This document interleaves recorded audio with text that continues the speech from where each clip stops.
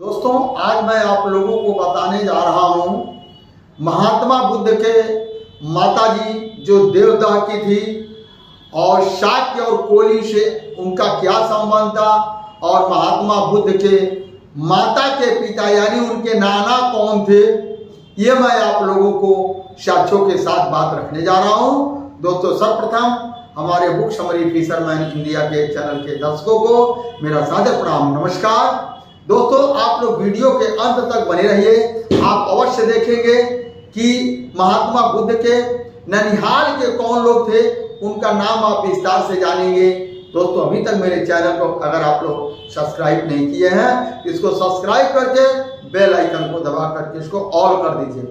आइए हम बात करते हैं जो महात्मा बुद्ध और उनके ननिहाल के लोगों से आपसी संबंध जो क्या था, कहाँ से हुए। महासम्मत के एक पुत्री हुई प्रिया, जो प्रिया की शादी बनारस के राजा राम से होता है, जो वह शाक्य कुल में उनका शादी हुआ और उसी वंश के राजा के अवैया जो उसी वंश की जो पुत्री है जो शाक्य और जो कोली गणराज में हुआ, कोली गणराज की पुत्री जो है शाक्य गणराज्य के राजा जयसेन यानी महात्मा बुद्ध के परदादा। महात्मा बुद्ध के परदादा की पुत्री जो हुई उनका नाम था यशोधरा। यशोधरा कोली राजा, उनकी शादी यशोधरा की राजा जयसेन की जो पुत्री यशोधरा हुई, उनकी शादी कोली राजा अंजन से हुआ, जो कि कोली राजा अंजन से हुआ। और कोली राजा अंजन की बहन कंचना का विवाह जो है शाक्य राजा सिंघाणु से होता है। शाक्य राजा सिंघाणु कौन थे? महात्मा बुद्ध के दादाजी यानी उनके पिता थे। तो कोली और शाक्यों के बीच वैवाहिक और रोटी बेटी का इनका संबंध आपसी बहुत पुराना था। इन दोनों के आदि पूर्वज एक ही राजा महासंपत थे। दोनों का, कोली और शाक्य का जो वंशावली जो है, दोनों का राजा एक ही महासंपत थे। उनका संबंध राजा इच्छाऊ के पुत्रियों से था। ओकाक की पुत्री प्रिया तथा वाराणसी के राजा राम से उत्पन्न 32 पुत्र का विवाह शाक्य कुमारियों से हुआ था। शाक्य राजा जयसेन, मैंने जैसे बताया, माता बुद्ध के परदादा। शाक्य राजा जयसेन की पुत्री यशोधरा का विवाह कोली गणराज शाक्य राजा सिंघाणु के साथ हुआ। इस प्रकार राजा सिंघाणु की पुत्री अमिता का विवाह राजा सिंघाणु के जो गोरखपुर में युग कहा जाता है, रामगढ़ का राजा सिंघाणु निषाद का किला हुआ करता था। तो क्या हुआ, उनकी जो है शादी सिंघाणु की पुत्री अमिता का विवाह राजा अंजन के पुत्र सुबुद्र के साथ हुआ। राजा अंजन के एक पुत्र जो है दंडपाणी तथा 2 पुत्रियां महामाया और प्रजापति गौतमी। दंडपाणी के 2 पुत्रियां हुई जो महात्मा बुद्ध के माता महामाया तथा प्रजापति गौतमी थी। इसलिए आप लोग जान गए महात्मा बुद्ध का नाना का नाम दंडपाणी था। दोनों पुत्रियां का विवाह कपिल वस्तु के शाक्य राजा यानी कपिल वस्तु के शाक्य राजा सिद्धार्थ गौतम से हुआ, यानी महात्मा बुद्ध के पिता राजा शुद्धोधन से हुआ। जो शाक्य राजा शुद्धोधन के पुत्र कौन है? महात्मा बुद्ध हैं। महात्मा बुद्ध है। कोली लोग 2 भागों में विभाजित हो गए। कोली लोग जो है 2 भागों में विभाजित हो गए। 2 भागों में, एक तो जो रामग्राम, दूसरा देवदाह। एक रामग्राम हो गया और दूसरा देवदाह। देवदाह के कोली पूर्व में शाक्य रामग्राम के कोली जो रोहिणी नदी के पूर्वी तट पर बसे थे, यानी रोहिणी नदी जो आती है उसके पूर्वी छोरे पर एक जो है वहां लोग बसे, और एक रोहिणी नदी के जो हमारे गोरखपुर में रोहिणी नदी है, जो राप्ती रोहिणी का संगम होता है, नेपाल से आती है, दूसरे सिरे पर लोग बसे।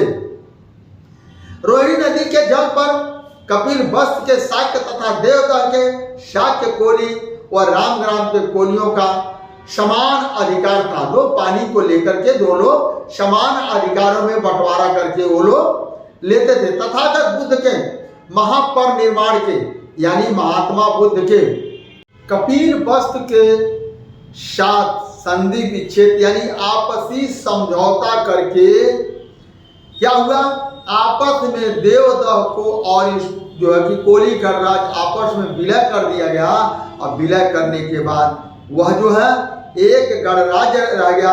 इसलिए दोनों को, देवदह और कोली का दोनों को शाक्य राजा और कोली राजा हुआ करते थे। इनका आपसी संबंध हमेशा रोटी बेटी का बना रहा। अब महात्मा बुद्ध के परिनिर्वाण हो गया, उसके बाद कई राजा आपस में विवाद करने लगे।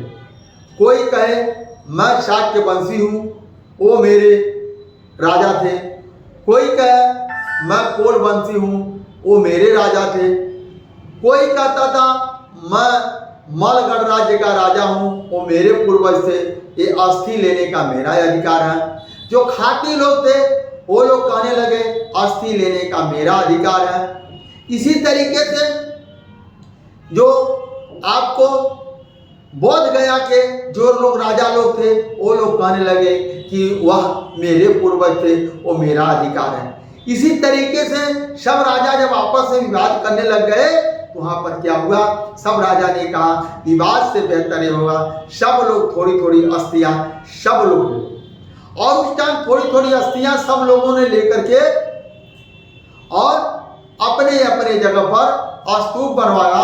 और उनका परिनिर्वाण जो है कुशीनगर में, जो कि विदेशों में उसे कुशी नाला के नाम से जाना जाता है, कि उस जगह को गोरखपुर को कुशी नाला के नाम से जाना जाता है, क्योंकि महात्मा बुद्ध का अंतिम सांस नहीं लिए उनका परिनिर्वाण हुआ। तो वहाँ पर भी एक स्तूप बनाया गया, जिस जगह पर उनको जलाया गया वहाँ पर भी अस्थि रखी हुई है। जहाँ भी स्तूप बना है वहाँ स्तूप में वहाँ नीचे उनका अस्थि रखा गया है। इस तरीके से उनका आपस में समझौता होता है। समझौता होने के बाद सभी राजा जा करके स्तूप बनवाते हैं। छत्री थे, कोई कहे कि कोली थे।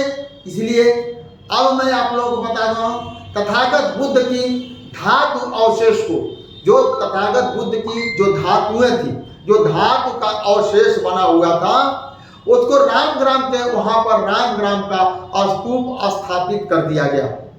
जहां पर वो बना था वहां पर रामग्राम का स्तूप जो है स्थापित कर दिया गया। कोलियों को लिच्छवी से संबंध, कोलियों को लिच्छवी राजा जो आपको जो पालीभूत है, जो पालीभूत यानी पटना का राजा कोलियों के घनिष्ठ वैवाहिक संबंध था।